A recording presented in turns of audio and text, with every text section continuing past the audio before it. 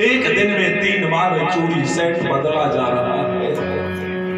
और पहले की दाई की हाथ में देखा जाए तो उसमें कचड़ा लगा है, मिट्टी लगी है, लेकिन वो चूड़ी बदली नहीं जाती थी। तो अटल सुहाग की एक निशानी होती है कि हाथ में जितनी पुरानी चूड़ी होगी उतना पुराना सुहाग होगा।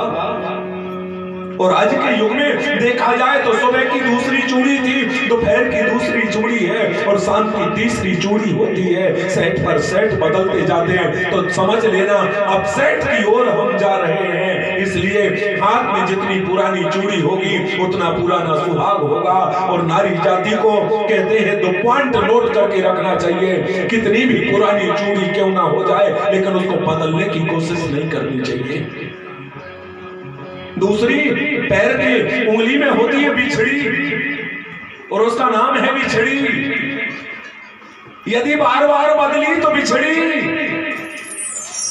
और जन्म कोटि लगी रगड़ हमारी, बरहु संभुनत रहूं कुमारी। आपने ऐसा कर्तव्य किया था कि आपको देवता के तुल्य पति प्राप्त हुआ, लेकिन यदि फैशन की रोल में आकर के यदि आपने बार बार बिछड़ी बदलने का प्रयत्न किया तो बिछड़ी, उसका नाम ही है बिछड़ी। बिछड़ जाओगे, या तो स्वयं बिछड़ जाओगी या तुम्हारा सुहाग बिछड़ जाएगा। तो पांव में जितनी पुरानी बिछड़ी होगी उतना पुराना तुम्हारा सुहाग होगा। इसलिए पैर की बिछड़ी बार बार नहीं बदली जाती है, हाथ की चूड़ी बार बार नहीं बदली जाती है। और एक नाम दिया जाता है अग्नि और ब्राह्मण को साक्षी मान करके उस मंडप के नीचे कौन सा नाम दिया जाता है। आज तक हमने ये नहीं सुना कि बुआ जी को ठहरो, बुआ को बुलाओ मंडप के नीचे और बिछड़ी पहना दे, ये नहीं कहा गया। कहा क्या जाता है, बुआ खोटेरो, बुआ खोटेरो। बोले का है, बोले बिछड़ी कसाई नेग ले जाए। बिछड़ी कसाई, और कसी चीज निकलती नहीं है जल्दी, इसलिए उसको नाम दिया गया है कि बिछड़ी कसाई। तो कसाई है अग्नि और ब्राह्मण को साक्षी मान करके, तो कसी हुई चीज को निकालने की कोशिश मत करना, या तो फिर आगे गिर जाओगे या खींचोगे कसी हुई चीज को तो पीछे गिर जाओगे।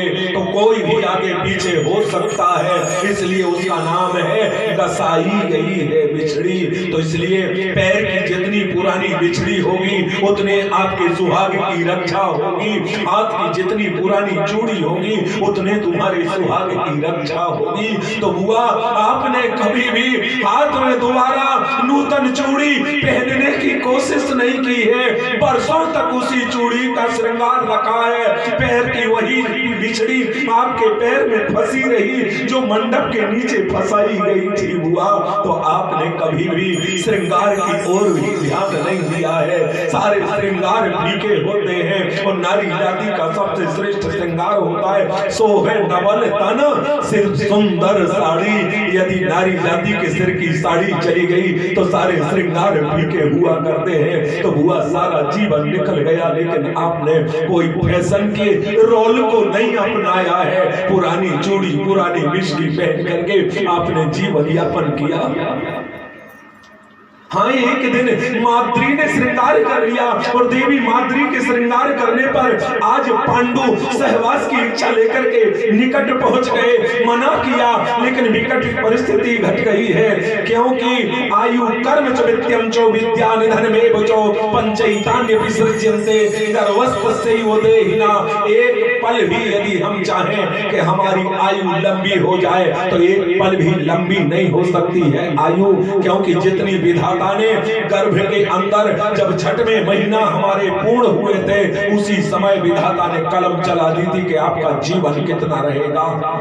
हाँ, लेकिन याद रखना आज यदि हमारी आयु पूरी हो रही है और यदि हम सत्संग में बैठे हैं तो काल के पास में बहुत ताकत नहीं है कि जीव को ले जाने की कौन कहे। काल भी वाका नहीं कर सकता है, क्योंकि काल को यहाँ प्रवेश करने की इजाजत नहीं होती है। और योगी जन ध्यान लगावे तो कुंडलियां उठ जावे, कहाँ काल करे न कछुआ की हानि और महादेव कहे निर्वाणी।